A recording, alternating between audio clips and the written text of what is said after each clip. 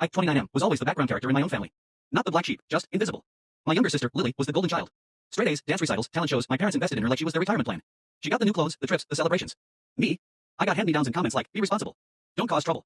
You'll understand when you're older. My birthdays were usually forgotten or merged into Lily's. My drawings and dreams of becoming an architect were brushed off as hobbies that won't pay the bills. The only person who made me feel seen was my Uncle Mark, my dad's older brother.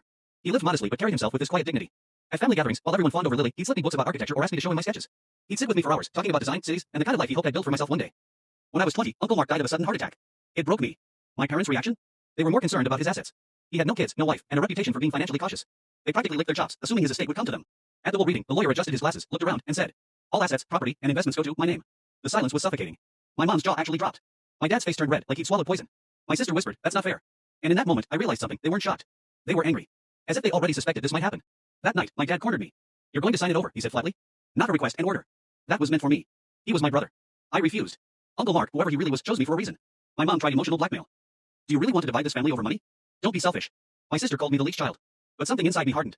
I'd been overlooked all my life, and this was the first time anyone believed in me enough to give me a chance. I wasn't giving it up. While cleaning out Mark's house, I found a sealed envelope hidden behind the old chessboard we used to play on. It was addressed to me. My hand shook as I opened it. Inside was a letter. You deserve to know the truth. I'm not just your uncle. I'm your father. My mom had an affair. I was the result. To avoid scandal, the family agreed to raise me as my dad's son while Mark played the role of uncle. I sat on the floor, rereading those words until the letters blurred. Suddenly, everything clicked. Why my parents never truly loved me. Why Mark always seemed to care more than anyone else. Why my dad looked at me with quiet resentment. I confronted my mom first. She broke instantly, tears, apologies, begging me not to tell anyone. It was a mistake, but we raised you, we loved you. I cut her off. You tolerated me. That's not love. When I confronted my dad, he didn't even deny it. He just sneered and said, you were never mine anyway. Don't flatter yourself thinking you mattered. That sentence burned itself into my memory. He tried to sue me, claiming I manipulated Mark into changing the will. But I had already taken a DNA test. The results destroyed his case legally. I wasn't his child. He lost. The lawsuit drained my parents financially. Lily, who had been living on my parents' support, had to drop out of her overpriced college. They blamed me, of course. If you just shared, none of this would have happened. Meanwhile, I used the inheritance wisely.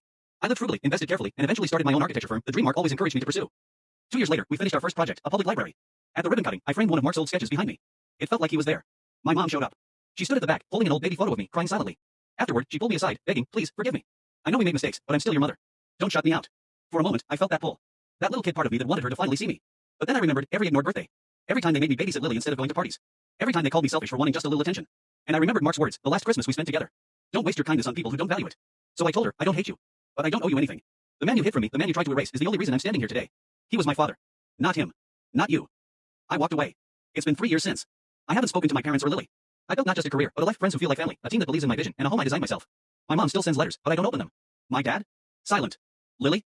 Occasionally posts about betrayal online, but I don't look. The moral? Money didn't break my family. Lies did. Indifference did. Greed did. Uncle Mark gave me more than an inheritance. He gave me the truth. And the truth gave me freedom. I didn't just inherit wealth, I inherited the chance to live a life where I was no longer invisible. And I'll never give that up.